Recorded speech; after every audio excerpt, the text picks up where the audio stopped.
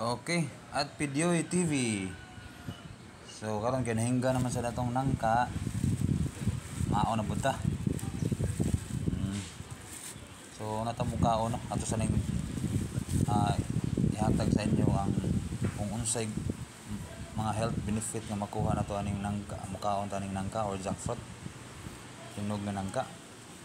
So kani siya maghatag nato siya support sa atong heart health, nya mo boost sa atong immunity, nya aiding digestion, so good digestion siya, nya promotes nato sa atong health skin, bone density, nya high fiber po ni siya.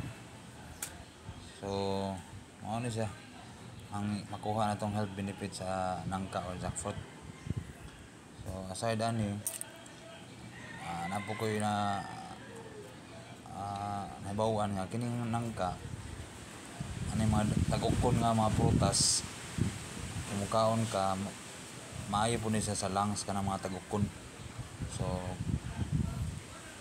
maayo siya sa atong lungs atong mga tagukon nga prutas sa maning nangka.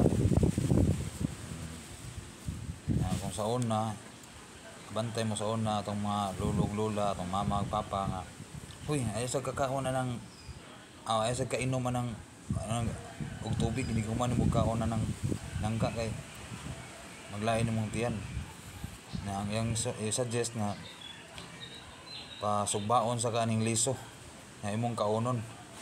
So mao day kay ang but pasabot sa ana kanang liso nga ipasugba nila kay ang liso aning nangka taas man siya fiber. So katong fiber niya mao ra putoy mo hilis og dali sa imuhang ikaon nga nangka. Nga siyempre katong mingon sila nga dili nimo ipakaon ni kagabi kay ang gabi man god di magud maayo mo kaon mo puno imong tiyan kay matuog naman ka. Nya ang imong lawas wala na activity, so dili na siya hilis ang imong ikaon. So magsakit imong tiyan, magblutter sana magbutod imong tiyan. So mo na ibot pasabot. So kauno na to siya pwede sa after na to sa mag-breakfast or udto ana, pero sa gabi napadung na ka matog digid sa mayo kay nasa mahilis kay wala naman wala naman activity mo lawas, hindi mo sa gud maayo mukaon og busog matog.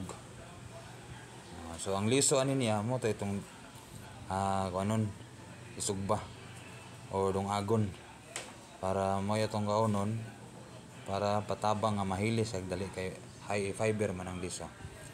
Okay, ano sa health benefit nga makuha nato sa nangka jackfruit. So karon mga onta